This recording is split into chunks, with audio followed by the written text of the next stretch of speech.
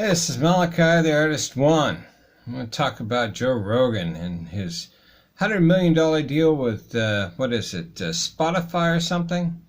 Well, I'd like to say thank you to Spotify for once again stabbing all the musicians on which you built your platform around in the back.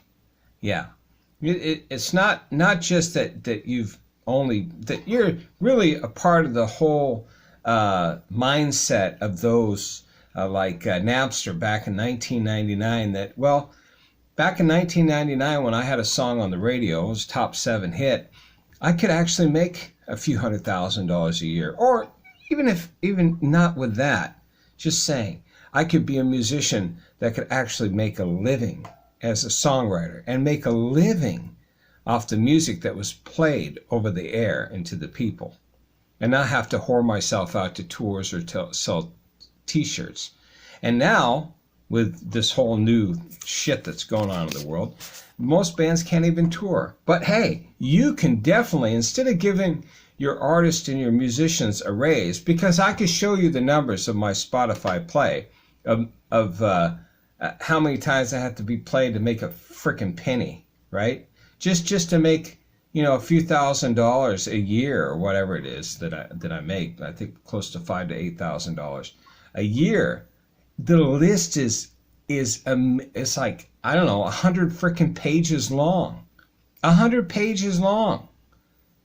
0.002, 0.001, it's like insane. And I own 100% of all my rights. I don't know what do bands do that have bad label deals or have multiple writers. It's just like, but you have enough money to give some guy that just sits around on his microphone and goes, yeah, yeah, okay, yeah, I took that drug once too. Yeah, it was crazy. I saw like space aliens and stuff. Yeah, That's all that. Oops, hitting my guitar. That's all that guy does. Other than, he ate a bunch of rats and bugs with his stupid TV show that he had on MTV or what have you. I'm telling you, artists, it's like people enjoy using musicians. This is why I write all my own music. I don't mess with anybody. I've been doing this since the 90s. I remember talking with a couple of buddies of mine. Many of them unfortunately have passed away, but one guy in particular I met, and he was a crazy cat. His name was Sky Saxon. He's an old school dude. Wrote a song called "Pushing Too Hard with the Seeds." Pushing too hard and pushing too hard. It's like, the guy was the nicest guy. He was a really cool guy. But anyways, I remember one time I was talking with him because I had a couple record deals in the works. And, he just said, hey, man, I would just own your own stuff because your songs, even if you only sold one quarter, not even 10% of what, you'd sell if you had a record company, you're going to make more money. And he was so right. But then 1999 happened, and even though I had a song charting number 7 on the radio, there was no money there. That's because Napster came into place and they started stealing, and they thought it was okay. Oh, we're sharing your music, man. Just think of all the publicity we're giving you. Now people that wouldn't hear your music are now hearing your music. Yeah, but I have a lot of people hearing my music that don't really care. It's become background noise. There's no when you have to pay for something, back when I was a kid and we, had to pay $5 to $12, $15 for a record and put it on the record and put the needle down, we were invested. So we listened to it. We just didn't discard it and go, I don't like that song, to the next one. We listened, and from that we gained this aspect of respect towards the whole process of recording, the respect for the whole process of making an album or album sleeve cover or the album covers and things. There's a whole aspect of respect for the trade that was there. And then all of a sudden, now there's no respect for the trade. And obviously with Spotify, they can give a frickin' rat's ass about musicians because it's all about the big thing. Well, that's the way they all are. I work for this company. Here's one thing. I had one of the original investors of a company called Escape Music, right? They made an app, and I think they're still out there. They had a great product. But everybody that was running the show, meaning their CEOs and all this stuff, they weren't even in the music industry. They're all frickin' bean counters. So they had no clue. But one of the investors who was losing, I guess, I don't know if he lost any money. There's supposedly he made money, but whatever. Put a couple $1,000,000 into this company.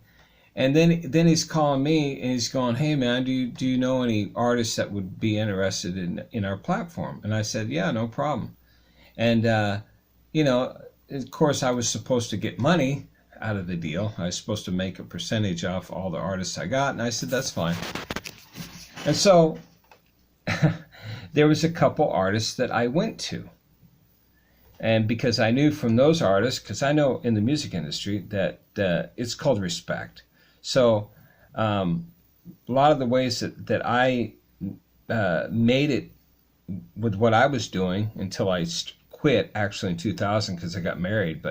And then after 1999, having my song hit the top 10 and seeing absolutely no money and dealing with all this Napster stuff and all these other issues that were going on, I just said, you know what, I'm done for a while. I'm gonna have kids and just build race cars and buy a piece of property and go fishing.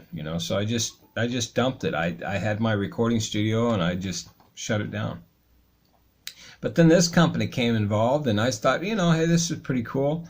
I can reach out to some of the artists that I've known and I can help you build it up and I can make good money. They're basically telling me, with all your connections, man, you can make a couple $100,000 a year. And I said, well, that's great. Fine, I will.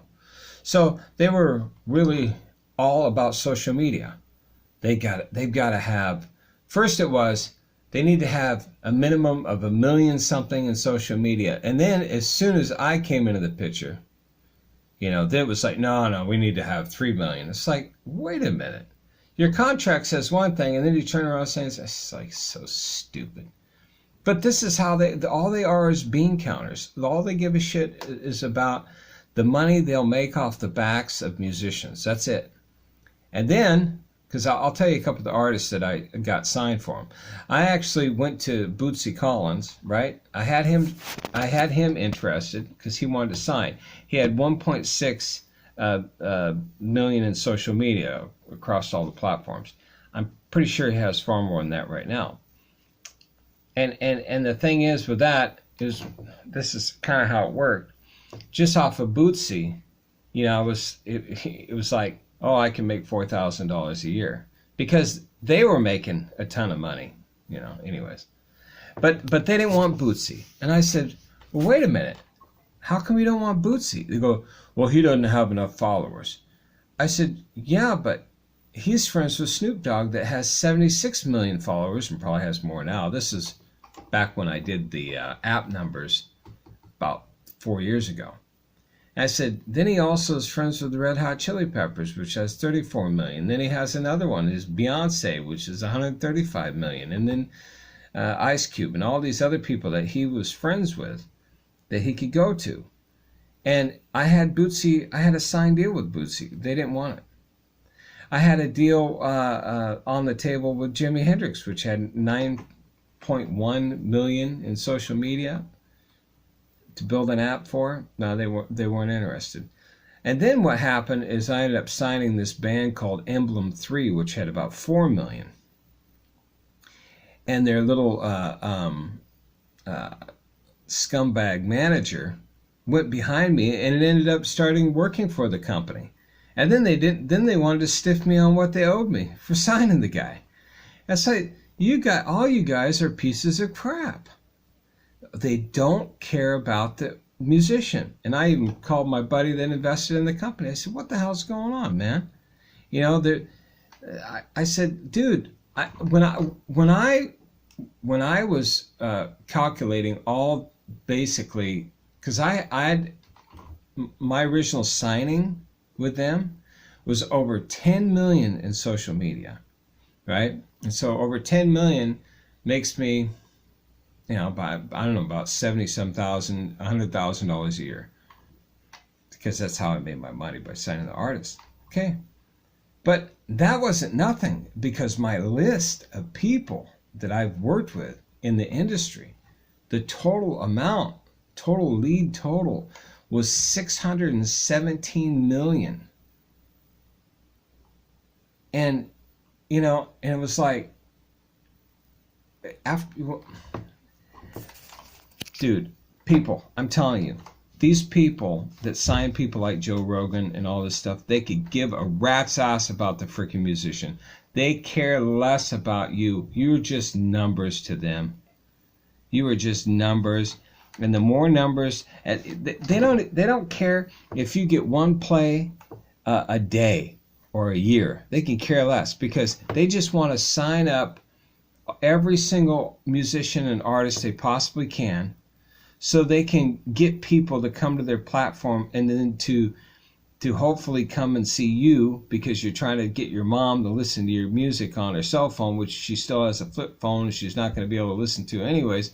But your mom finally found your thing on Spotify and says, oh, I'm going to listen to my son's music. Then hits it, and then all they care about is who the next person is, because the next one is going to be who they refer to, and then they're going to give you a little ad, and that's all they give a crap about. They care less about you. And that one time that your song's played, they'll probably never even send you a dime. They'll send you a 0.00001/10 of 1 penny, and until you actually sell enough to equal $50 or something like that, they ain't going to give you jack diddly squat. Because no one cares about crap anymore. All they care about is the numbers.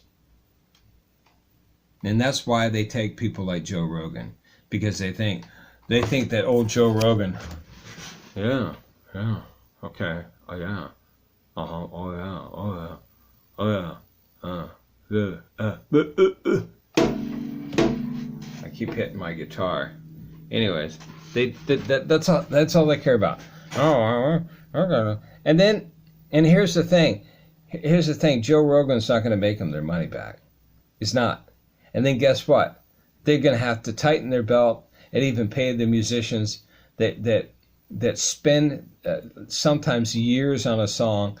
They spend thousands and thousands of dollars that they'll never recoup making these songs, and then they put it out there. And sometimes you don't want to put it on Spotify. Sometimes you put it on iTunes, which I guess, you know, iTunes is quitting. So they're all buying each other up to narrow down the funnel to where there's only a few options for artists to be heard, except for your own website. And even like where you'll probably see this video is like on Reverb Nation. Reverb Nation is just as bad. They keep sending you things. Oh, congratulations! You've been accepted to this. Give us $50. All these people are freaking scumbag pieces of shit. All these platforms. This is why I have my own website. I get my own subscribers, and I base everything off of that, and I send them out something once a week or once a month or whatever, because no one gives a shit anymore. People need to start respecting musicians, but musicians, you need to start respecting yourself, and really start saying what needs to be said, and quit being chumps. Anyways, Malachi signing out. Go to the Artist One, theartist1.com. Support my music.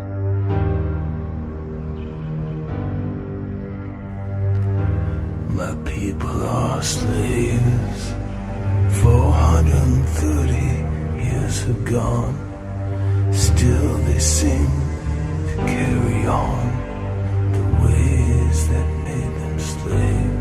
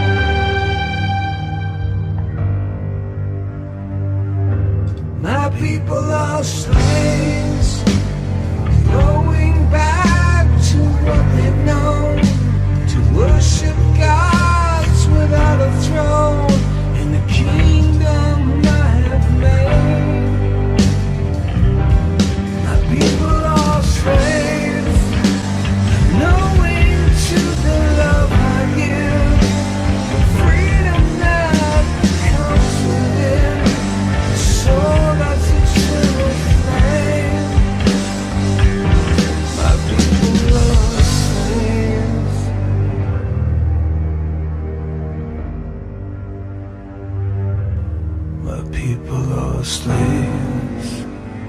They don't understand the love I give, the freedom that comes within, taking hold of the name.